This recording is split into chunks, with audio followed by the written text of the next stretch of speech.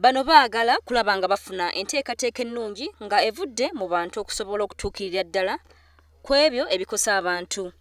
Enkola eno etengozeddwa omubaka akiikirira essaza Mitooma Kamateeka Jovan ng'era ono ye ssentebe w'akakiiko k'eddembe ly'obuntu mu Paalamenti. Ono agamba gavumenti yeeyama okutumbula enkola ey'okunyweza eddembe ly'obuntu mu ggwanga ekintu kye tannaba kutuukiriza. Buli omu mu Uganda ategeere nti waliwo pulaani eri ku mutindo ogw'eggwanga lyonna. Buli omu kwasinziira okulaba nti apromotinga eddembe ly'obuntu. So, by Uganda Human Rights Commission, Uganda government, first of all, government ya Uganda yetema.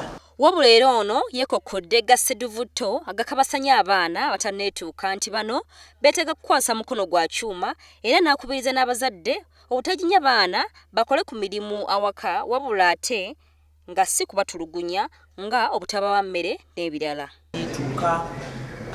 Abaana bwe batawa mmere, omwana n'omusanga mu nju amaze mwezi mulamba atalya, abamu babasibira mu nju bagenze okucakala, abaana tulaba oluusi omuliro ne gukwata enju abaana ne bajjira mu nju. N'olwekyo bannayuganda baleme okulowooza nti bw'ogamba ku ddembe ly'omwana oba ogambye nti omwana aleme kukola emirimu awaka.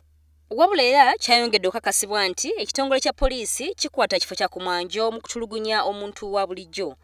Wabula abamu ku bantu ba bulijjo babadde baagala etteeka ku busosoze ku mirimu eri abantu abalina akawuka liteekebwewo wamu n'okukiikirira abakadde mu Paalamenti.